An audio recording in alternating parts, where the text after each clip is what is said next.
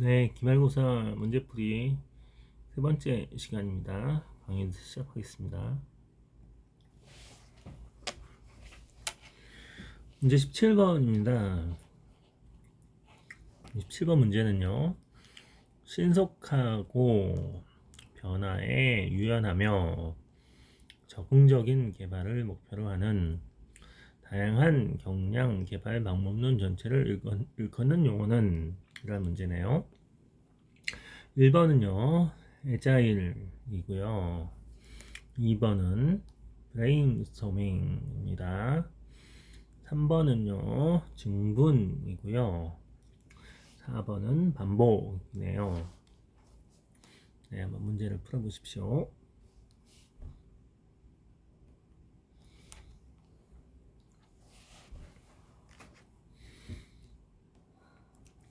네, 이번 문제는 에자일의 정의네요.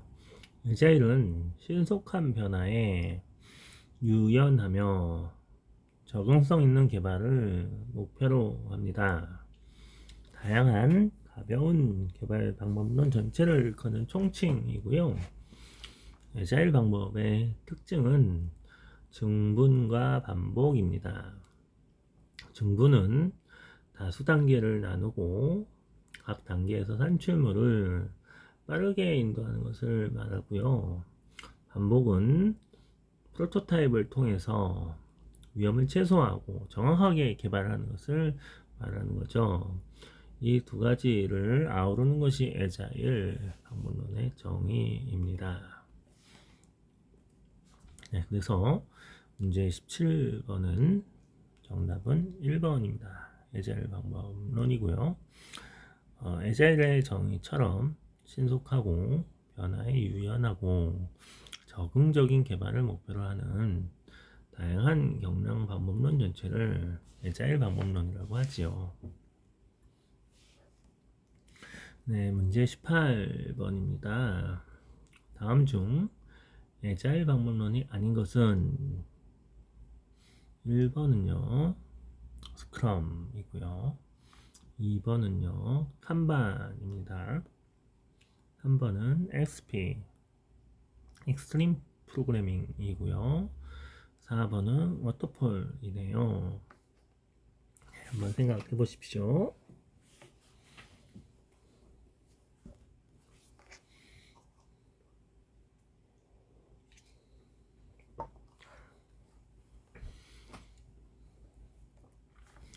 네, 에자일 방법론, 에자일 라이프 사이클의 예시고요.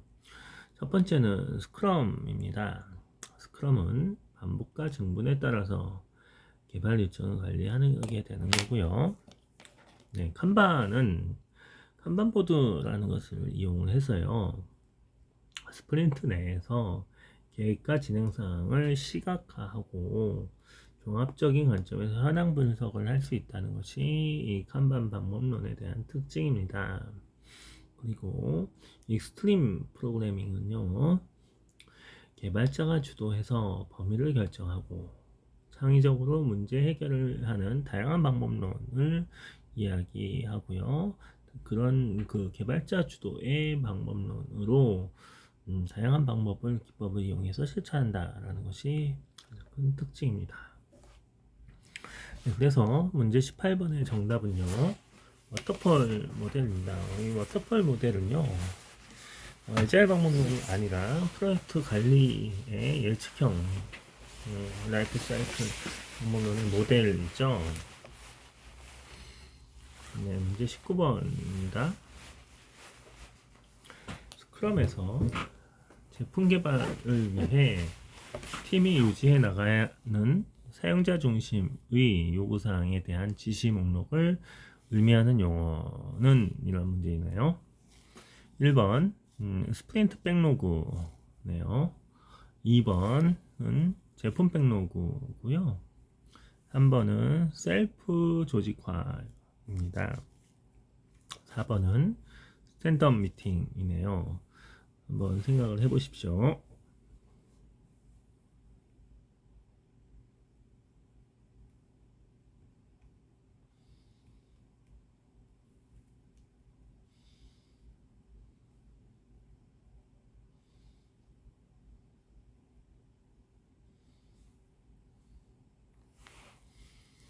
네, 이 문제는 제품 백로그에 대한 설명을 좀 드려야겠네요. 스프린트 백로그를 만들려면요, 이 계획 수립 전에 이 제품 백로그가 정해져야 됩니다. 이 제품 백로그는요, 이 제품 백로그라고 하는 거는 어떤 개발을 해야 될 때, 이 실제로 이 개발에 필요한 제품 개발에 필요한 어떤 요구 사항들의 액티비티 목록이라고 보시면 됩니다. 이 제품 백로그의 항목은 기능이 될 수도 있고요. 어떤 작업의 내용이 될 수도 있고, 결함일 수도 있고, 지식이 될 수도 있는데요. 이러한 것들이 모두 이 사용자의 요구사항을 기반으로 만들어진다라고 이해하시면 될 것 같습니다. 그래서 제품 백로그는 제품을 개발하기 위해서 팀이 해야 하는 사용자 중심의 요구사항에 대한 목록이라고 보시면 되고요. 이 사용자 요구사항이 모두 합쳐진 것이 이 프로젝트에 대한 전체 범위일 겁니다. 그래서 사용자 요구사항은 기능 요구사항, 성능 요구사항, 인터페이스 요구사항, 품질 요구사항, 기타 다양하게 분류될 수가 있습니다. 그래서 이러한 각각의 이 스크럼에서 만들어지는 이 다양한 스프린트라는 이러한 단계가 만들어지면요, 스프린트가 이 각각의 스프린트마다 스프린트 백로그라는 것이 필요한데요. 이 스프린트 백로그를 만들기 전에 이 제품 백로그가 정해져야 된다라고 하는 것이 이 제품 백로그에 관련된 설명입니다. 그래서 19번 문제는 정답은 제품 백로그입니다. 이 문제가 스크럼 개발할 때 사용자 중심으로 요구사항에 대한 목록을 의미하는 것을 얘기했기 때문에 이 제품 백로그가 답이고요. 이 제품 백로그가 2번이 제품 백로그이기 때문에 제가 답이 2번 제품 백로그가 로 수정을 좀 해드릴게요. 그래서 제품 백로그는 스크럼 방법론에서 제품 개발을 위해서 팀이 유지해 나가야 되는 사용자 중심의 요구사항에 대한 목록이다 라고 보시면 되고요. 반면에 스프린트 백로그는 해당 스프린트 기간에 수행해야 되는 업무 목록이라고 이해하시면 될 것 같습니다. 네, 문제 20번입니다. 스크럼을 구성하는 세 가지 역할이 아닌 것은 이런 문제고요. 1번은 제품 책임자 내용이고요. 2번은 스크럼 마스터, 3번은 스크럼 팀이네요. 4번은 스크럼 매니저네요. 좀 한번 생각을 해보십시오. 네, 좀 헷갈릴 수 있지만 한번 곰곰이 생각해 보시면 될 것 같습니다.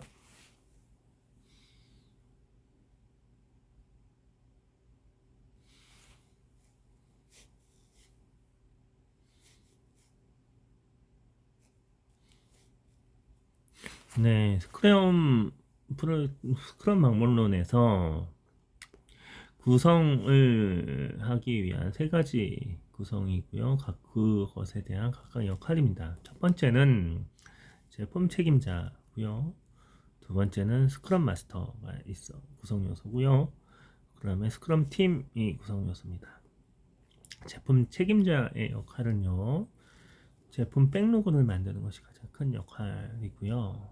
스크럼 마스터는 제품 책임자를 도우는 조력자인데, 스프린트에 관련된 스크럼과 관련된 일련의 행위를 진행하는 것이 가장 큰 목표입니다. 그리고 스크럼 팀이 스스로 할 수 있도록 관리하고 지원해 주는 것이 스크럼에서의 스크럼 마스터 역할이고요. 개발 과정에서 외부 간섭을 받지 않도록 팀을 보호해주고 집중할 수 있게 도와주는 것이 스크럼 마스터의 역할입니다.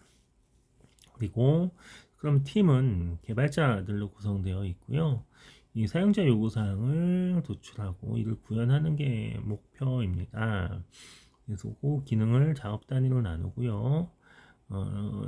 단위 일정이나 속도를 추정해서 제품 책임자에게 알려주고 스프린트 하나의 스프린트에서 각각의 산출물을 만드는 역할을 하게 되는 것이 스크럼 팀이죠. 그리고 매일 데일리 스크럼 미팅에 참여해서 진척 사항을 점검하는 것도 스크럼 팀입니다. 그래서 스크럼 마스터가 스크럼에서의 이제 용어고요.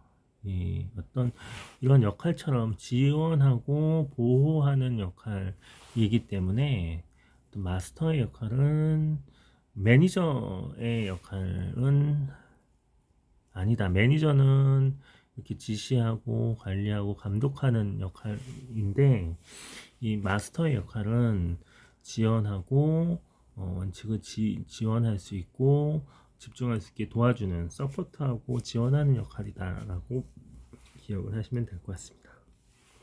그래서 스크럼에서는 스크럼 매니저는 없습니다. 그래서 정답은 4번이 되고요. 스크럼 구성의 세 가지 역할은 스크럼 매니저는 아니기 때문에 스크럼은 제품 책임자, 스크럼 마스터, 스크럼 팀으로 세 가지 역할로 이루어진다 라고 기억을 하시면 될 것 같습니다. 네, 이제 21번입니다. 1960년대 토요타 제품 낭비 제거 프로젝트, 고품질, 저비용, 가장 적은 대기 목표 시간과 관련된 방법론은 이게 문제입니다. 예시 1번은요 린이고요, 예시 2번은 칸반이고요, 3번은 스크럼이고요, 4번은 XP네요. 한번 생각 한번 해보십시오.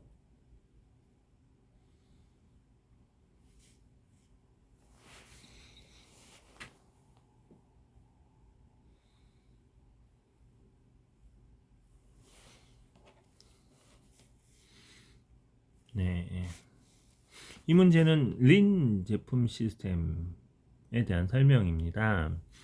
린 제품 시스템은요 1960년대 토요타의 낭비 제거 프로젝트, 즉 고품질 저비용 가장 적은 대기 시간을 목표로 해서 하이 퀄러티 로우 코스트 쇼티스트 리드 타임을 목표로 합니다.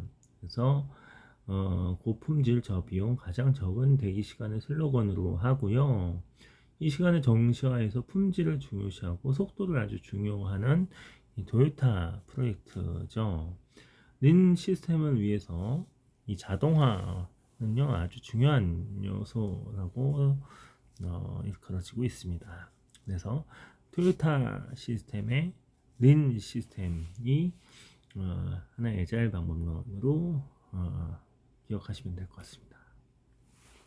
그리고 칸반은 뭐냐면요 토요타 린 프로젝트에 있는 서버 시스템의 하나입니다. 이 칸반이라는 공정판에 해야 할 일, 진행 중인 일, 한 일을 상황을 표시해서 작업 상황을 쉽게 보여주고 누락이 없게 하는 프로젝트의 진행 체계라고 보시면 되죠. 한 생산 공정에서 만들어진 과정에서 칸반 표식이 붙여지고 끝에서는 계속 다른 공정에서 표식에 따라서 이전되기 때문에 칸반 공정에서 이루어지는 작업의 진행 상황을 다른 공장의 진행 상황과 협업 상황들이 잘 알 수 있게 공유될 수 있게 하는 상황이라 이 표시된 작업을 잘 관리해서 누락이 없게 하는 시스템이죠. 칸반 프로젝트라고 생각하시면 되고 토요타 린 시스템의 서버 시스템이라고 기억을 하시면 될 것 같습니다. 네, 그래서 정답은 21번 문제의 정답은 린입니다. 린 방법론은 토요타 제품의 낭비 제거 프로젝트고요. 고품질, 저비용, 적은 대기 시간을 지향한다 라고 기억을 하십시오. 네, 22번 문제입니다. 에자일 방법론의 특징 하나로 프로토타입을 통해서 위험을 관리하고 하여 정확하게 개발하는 것을 의미하는 것을 무엇인가요? 라고 하는 문제네요. 비슷한 문제가 나왔었죠. 이런 반복이고요. 2는 중분이고요. 3번은 스크럼입니다. 4번은 스토리 포인트고요. 한번 생각을 한번 해보십시오.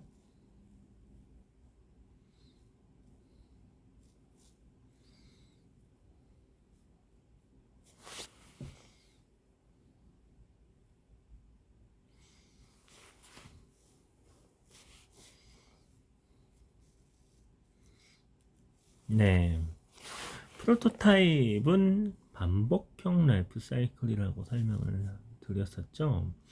반복형 라이프 사이클의 가장 큰 특징이 프로토타입을 제공하는 거고요. 이 프로토타입은 고객의 요구사항을 수집하기 위한 도구이고요. 프로토타입 적용할 때 주의할 점은 프로토타입을 보고 고객이 비현실적인 일정과 성능을 기대할 수 있는데 이 프로토타입의 내용 동작보다는 또 외형을 중심으로 검토할 수 있고요. 그리고 무리한 기대를 갖지 않도록 적절한 수준에서 프로토타입을 작성해야 됩니다. 그래서 반복형 라이프 사이클에서 제공하는 프로토타입은 정식 인도물이 아니다라고 기억을 하시면 됩니다. 정식 인도물이 아니다. 정식 인도물이 아닌 것은 반복형이다. 이렇게 기억을 하시면 됩니다. 그래서 문제의 정답은 반복입니다. 이 프로토타입 하면은 반복을 생각하시면 되고요.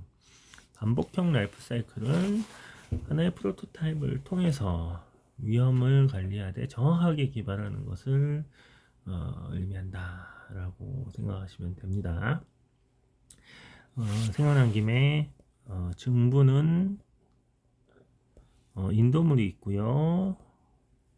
속도 빠르게 빠르게 산출물을 전달하는 것이 이 큰 특징이라고 설명을 드렸었죠. 네, 다음 문제는요. 네, 23번입니다. 규모가 큰 프로젝트는 여러 차례 분할을 통해서 작업이 구체화되는데 계획을 반복하면 문서가 구체화된다는 뜻을 의미하는 용어는 무엇인가요? 라는 내용 문제입니다. 1번은 롤링 웨이브 플래닝이고요. 2번은 간트 차트이고요. 3번은 마일스톤이고요. 4번은 워터폴이네요. 한번 생각을 한번 해보십시오.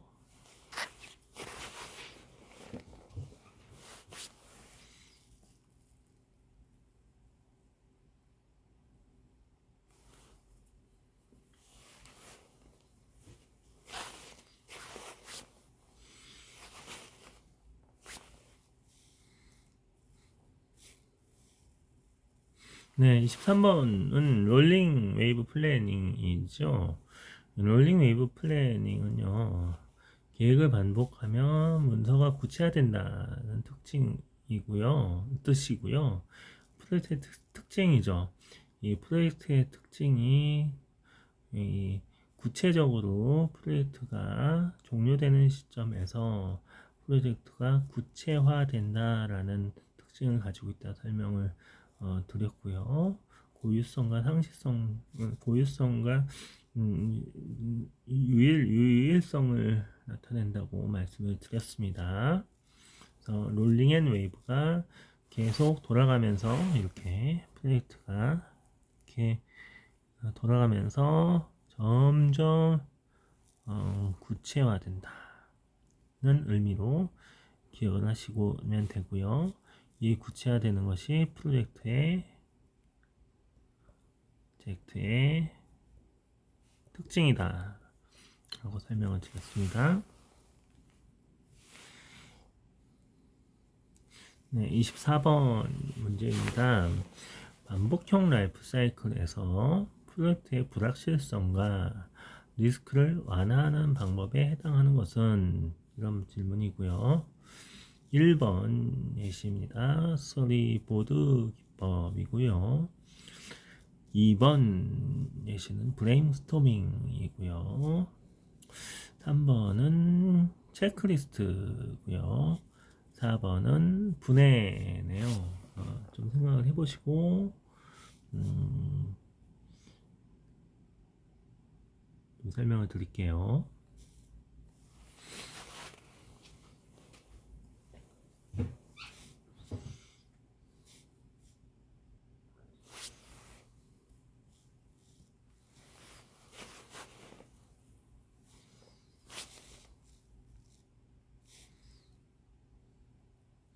네, 문제의 답은요.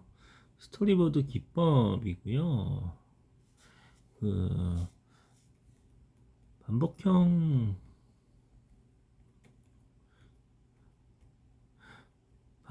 라이프 사이클에서 이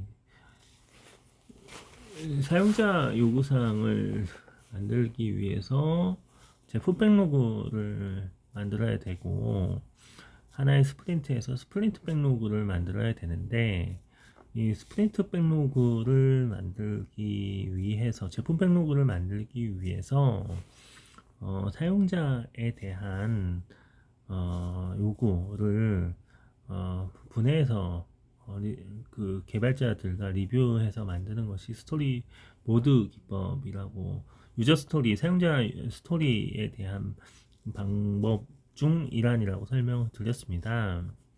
그래서 반복형 라이프 사이클에서 연속적인 이미지나 도해를 통해서 전환을 해주는 방법이 스토리보드 기법이라고 해서 그 유저 스토리에서 사용자 요구사항을 구체화하기 위한 방법이라고 기억을 하시면 될 것 같습니다. 네, 25번 문제입니다. 다음 중 스토리 포인트 1점은 무엇을 의미하는가 라는 문제이고요. 1번 예시는요, 1시간 이내에 끝낼 수 있는 작업량을 얘기하고요. 2번은 하루 이내에 끝낼 수 있는 작업량, 총 작업량을 이야기하네요. 3번은 일주일 이내 끝낼 수 있는 작업량이고요. 4번은 한 달 이내 끝낼 수 있는 작업량이 예시입니다. 한번 생각을 해보시고 바로 설명을 드릴게요.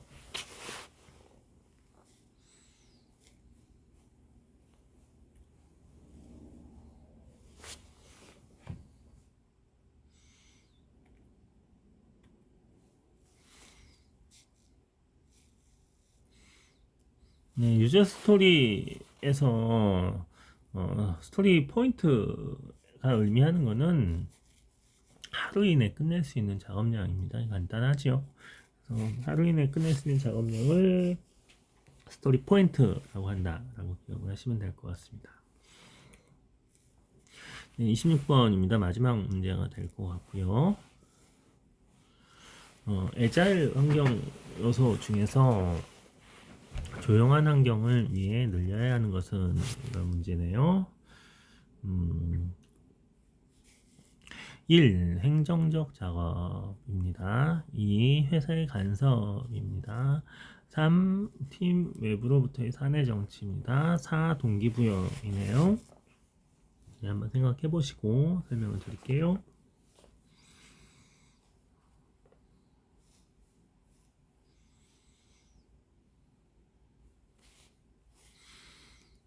네, 애자일 환경 조성과 관련된 문제고요. 애자일 환경의 필요 요소는 첫 번째, 서포트 성김형 리더십입니다. 이 팀 결성은 프로젝트 오너와 스크럼 마스터 개발자고요. 특히 스크럼 마스터가 서포트 리더십, 성김형 리더십을 수행하는 역할을 하고 있다라는 것이 주요 내용입니다. 두 번째, 최소화된 격식주의, 격식을 좀 최소화하는 것이 중요하고요. 이 세 번째는 지속 가능한 페이스를 유지하는 것이 중요하다. 네 번째는 정보 소통이 원활한 작업 환경을 만드는 것이 중요하고요. 다섯 번째는 협업을 위한 좌석 배치도 중요하다. 그 다음에 여섯 번째는 동일한 장소 배치, 조용한 환경, 그다음에 동기부여를 높여주는 것이 중요하다라는 것입니다. 그래서 에자일 환경 조성을 위해서, 에자일 프로젝트가 성공하기 위해서는 동일한 장소 배치, 조용한 환경을 만들어주고 동기부여를 만들어주는 것이 중요하다라는 것이 포인트입니다. 그래서 문제 26번의 정답은 4번 동기부여네요. 이 동기부여는 스스로 자발적으로 목표를 설정을 하고요. 에자일 환경에서는 간섭과 통제가 아니라 동기부여된 환경을 만들어주는 것이 중요하다고 기억을 하시면 될 것 같습니다. 네, 이상 기말고사 문제풀이를 해드렸고요. 기말 시험은 요 문제풀이 중 뭐 어떤 정답의 순서가 좀 바뀌는 것은 있어도 큰 문제풀은 제가 설명드린 문제 내에서 최대한 만들어 보겠습니다. 네, 한 학기 동안 수고 많으셨습니다. 감사합니다.